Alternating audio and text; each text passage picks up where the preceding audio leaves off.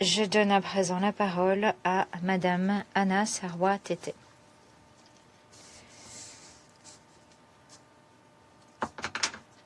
Merci beaucoup, Monsieur le Président. Excellences, Mesdames et Messieurs, membres du Conseil de sécurité, Monsieur le représentant permanent de la Libye, je souhaite à ceux qui jeûnent un Ramadan Moubarak. Depuis mon dernier exposé au Conseil de sécurité sur la feuille de route politique, y compris le lancement du dialogue structuré, chaque groupe thématique économie, gouvernance, sécurité, réconciliation nationale et droits humains a tenu 2 cycles de délibération à Tripoli. Au titre des 4 volets, l'urgence de régler l'impasse politique et de parvenir à des réformes économiques et de gouvernance est palpable. Le volet gouvernance et sécurité s'est concentré sur les recommandations sur la création des conditions nécessaires à la tenue des élections nationales. Le volet économique a souligné l'importance de remédier aux dépenses excessives tout en réfléchissant aux façons d'accroître les recettes de l'État grâce à la diversification économique et au renforcement de la bonne gestion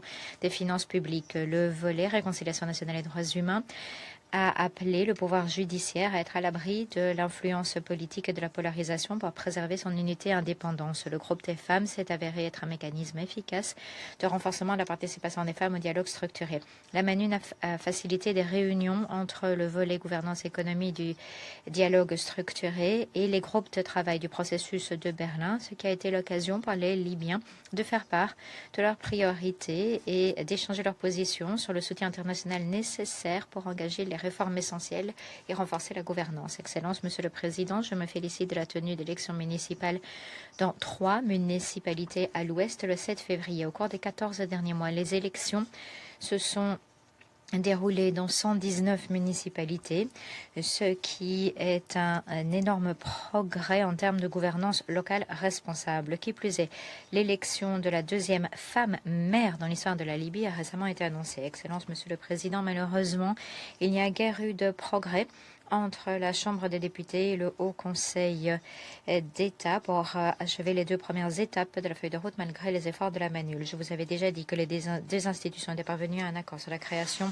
d'un mécanisme de sélection du Conseil de la Haute Commission électorale nationale le 11 décembre. L'accord n'a pas été mis en œuvre tel que prévu et des mesures unilatérales ont ensuite été prises dans un premier temps par la Chambre des députés, dans un deuxième temps par le Haut Conseil d'État, ce qui a compliqué la situation et ce qui menace désormais l'unité de la Haute Commission électorale nationale. La MANUL a également fait savoir qu'elle continuera de travailler avec les 4 membres existants du Conseil de la Haute Commission électorale nationale jusqu'à parvenir à un accord. L'amendement du cadre électoral et juridique reste dans l'impasse. Excellences, Monsieur le Président, malgré le dialogue continu de la MANUL avec les 2 institutions, leur incapacité à utiliser les mécanismes convenus et à assurer le suivi et à poursuivre les mesures unilatérales n'ont fait que mettre à mal leur crédibilité, ce qui confirme la perception des Libyens, à savoir que les 2 organes sont incapables ou ne souhaitent pas travailler ensemble pour parachever les 2 jalons de la feuille de route. À la lumière de l'impasse et de l'engagement que j'avais pris à promouvoir une approche alternative, j'ai organisé des pourparlers préliminaires avec les acteurs principaux sur une approche en 2 étapes. Premièrement, création d'un petit groupe pour mettre en œuvre les 2 jalons critiques de la feuille de route par la tenue d'élections. Et si le groupe n'arrive pas à se mettre d'accord, il faudra organiser une réunion plus large pour donner suite à la mise en œuvre de la feuille de route. Nous avons la possibilité d'utiliser les outils des accords libyens existants pour sortir de l'impasse et nous souhaiterions obtenir le soutien du Conseil de sécurité pour nous permettre d'aller de l'avant. Dans mon exposé du mois d'août, selon mes estimations, l'on pouvait y arriver en l'espace de 2 mois dès lors que la volonté politique existait. 6 mois plus tard, les faits parlent de même, nous ne pouvons pas continuer d'attendre indéfiniment. Monsieur le Président, Excellences, la situation en Libye se détériore sur de nombreux fronts. Le système judiciaire de la Libye, qui, au fil de l'histoire, est resté largement uni malgré des défis politiques prolongés, avec la Cour suprême à Tripoli, notamment la Chambre constitutionnelle qui était le principal organe judiciaire constitutionnel, est de plus en plus divisé, ce qui a de lourdes conséquences sur l'unité nationale. En 2023, la Chambre des députés a créé une cour constitutionnelle suprême à Benghazi, entrée en fonction en décembre 2025 et qui fonctionne parallèlement à la Chambre constitutionnelle de la Cour suprême à Tripoli, préalablement établie.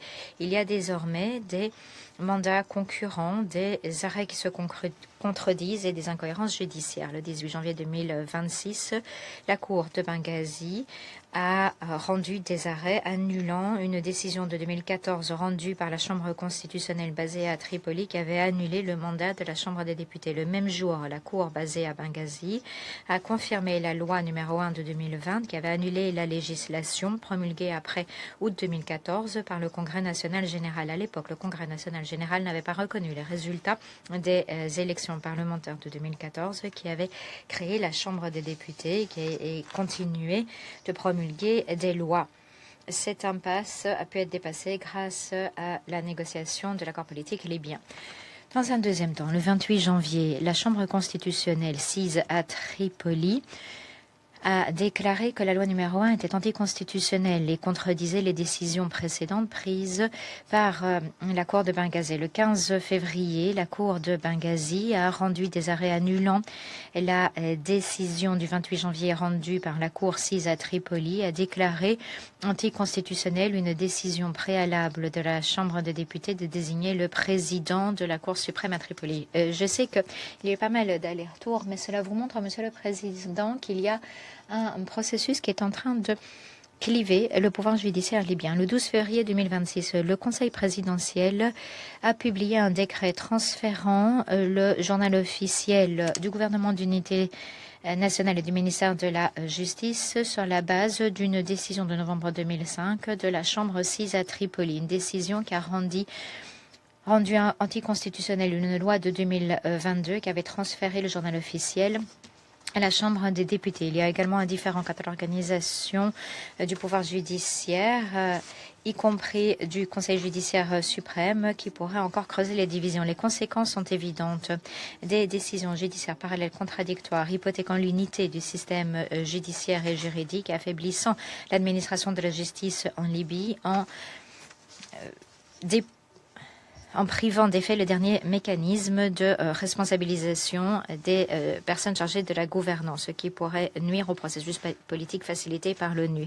Si des mesures ne sont pas prises pour préserver l'unité, la cohérence et l'indépendance du pouvoir judiciaire, les systèmes juridiques contradictoires qui vont apparaître auront des conséquences sur l'économie, les élections, la gouvernance, la sécurité, les droits humains. C'est une ligne rouge. Si elle est franchie, c'est l'unité de l'État qui sera mise à mal. J'exhorte les dirigeants libyens à s'abstenir de toute escalade et à coopérer avec le comité de médiation libyen indépendant, composé d'experts juridiques et judiciaires libyens qui se sont engagés à préserver l'unité du pouvoir judiciaire. Ils ne ménagent aucun effort pour trouver une solution acceptable par toutes les parties. Et j'exhorte le Conseil de sécurité à exiger que les personnes qui cherchent à diviser le pouvoir judiciaire et l'administration de justice, qu'ils rendent des comptes de ces mesures visant à s'appeler l'unité du pays. Monsieur le Président, Excellence, sur le plan économique, la Libye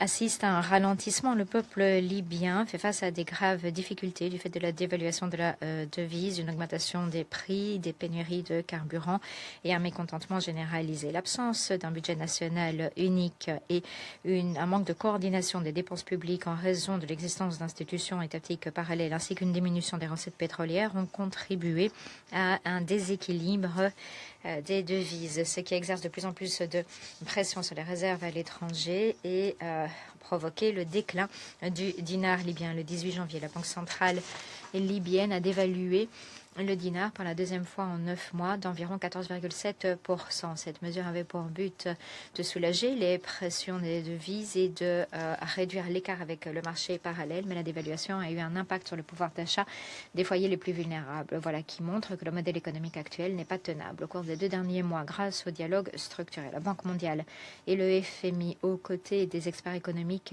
libyens, ont présenté des évaluations assez moroses de la situation économique et financière de la Libye. Le ministère de l'économie et du commerce et du gouvernement d'unité nationale a fait savoir au mois de janvier que selon des études, environ 30% des Libyens et des Libyennes vivaient dans la pauvreté. Selon les estimations indépendantes, la situation est pire encore. En outre, d'après le programme alimentaire mondial, les dépenses minimales nécessaires à l'achat du panier alimentaire ont augmenté de 24% de début 2024 à mi-2025. Les taux de pauvreté devraient encore s'aggraver faute de stabilisation politique avec des zones marginalisées telles que le Sud qui auront à payer le plus lourd tribut. Au mois de janvier, la Libye a organisé un sommet économique et énergétique qui a conduit à de nouveaux accords passés avec des sociétés étrangères dans le secteur des hydrocarbures. Le 11 février, la National Oil Corporation a annoncé des contrats dans 5 zones avec des licences pétrolières et gazières, ce qui laisse entendre qu'il y a un nouvel intérêt des investisseurs, ce qui représentera des possibilités de création de recettes supplémentaires sur le moyen terme. Même on ne sait pas s'il y aura un impact positif sur la création de recettes au cours de cet exercice, ce qui n'y permettra pas nécessairement de régler les difficultés de liquidité budgétaire de la Libye. Les faiblesses de la gouvernance, le manque de contrôle et les fuites dues à la contrebande au réseau d'arbitrage, la rente illicite continue d'épuiser les ressources souveraines. D'après les enquêtes du parquet, les mécanismes carburant contre brut qui ont pris fin en 2025 ont épuisé le budget de l'État à raison d'1,5 milliard par an par rapport au prix du marché mondial. Les pannes, le manque de carburant risque de faire replonger le pays dans un système largement opaque à la lumière des pertes encouru par le mécanisme précédent, le manque de gouvernance, le manque de contrôle financier. Le risque d'épuisement des ressources est évident. Les dépenses publiques restent improductives. À l'heure actuelle, 80% des dépenses publiques sont consacrées aux subventions et aux salaires, ce qui ne permet pas d'investir dans le relèvement et le développement économique. Le programme de développement unifié qui avait été signé l'année dernière devrait être mis en œuvre pour parvenir à un budget unique et éviter davantage de détérioration économique et les conséquences sur le public. Les réseaux de criminalité transnationale se développent en Libye, ce qui alimente l'instabilité et l'insécurité, provoque une fragmentation de la sécurité des institutions d'application des lois, provoque la porosité des frontières, un manque de contrôle financier, un manque de responsabilisation. Selon un rapport de l'ONUDC en janvier 2026, la Libye est un centre de transit du trafic de drogue en lien avec la criminalité transnationale organisée, y compris la traite des personnes et le trafic d'armes. Ces économies illicites engendrent d'importants revenus en lien avec la corruption, les flux financiers informels, ce qui sape l'autorité de l'État, provoque des distorsions de l'économie et alimente l'instabilité. Un rapport conjoint le 17 février par le haut-commissaire aux droits de l'homme et la MANUL sur la traite des personnes met en lumière des violations des droits humains des migrants et des demandeurs d'asile, des réseaux de traite criminelle transnationale en Libye. Plus récemment, en décembre 2025 et janvier 2025, les dépouilles de 21 migrants, y compris des femmes, ont été retrouvées dans un charnier à Ajdabiya. Plus de 400 migrants, y compris des femmes et des enfants, ont pu être libérés de centres de détention et de traite à Djabia, Tobrouk et Al-Koufra, après avoir été torturés. Ce ne sont pas des cas isolés. Selon les informations précédentes, de tels incidents se déroulent dans tout le pays. J'exhorte les autorités libyennes en coopération avec les partenaires internationaux à prendre des mesures décisives de sorte à démanteler ces réseaux illicites et à exiger des responsables qu'ils rendent des comptes. Les assassinats ciblés se poursuivent également le 3 février. Saïf al-Islam Kadhafi, qui faisait l'objet d'un mandat d'arrêt de la CPI, a été assassiné dans la zone de Zintan. Les circonstances n'ont pas encore été élucidées. Il a été annoncé qu'une enquête aura lieu et nous appelons à une enquête rapide et transparente pour faire en sorte que les responsables rendent des comptes. Monsieur le Président, Excellence, je voudrais rendre hommage au général Mohamed Al-Haddad, chef d'état-major de l'armée libyenne, et au général de brigade Al-Fitouri Jibril, membre de la commission militaire mixte 5+5, ainsi que leurs 3 collègues et l'ensemble de l'équipage qui malheureusement ont perdu la vie lors d'un accident d'avion le 23 décembre. Le général Haddad n'avait eu de cesse de défendre l'unification des institutions militaires libyennes et le Le général de brigade Briguil a joué un rôle décisif dans l'accord de cessez-le-feu de 2020. Malgré les difficultés financières, la MANUL a fait des progrès louables pour mettre en œuvre les recommandations de l'évaluation stratégique. Une section économique intégrée est en train d'être rendue opérationnelle pour promouvoir les capacités analytiques et les efforts de réforme économique.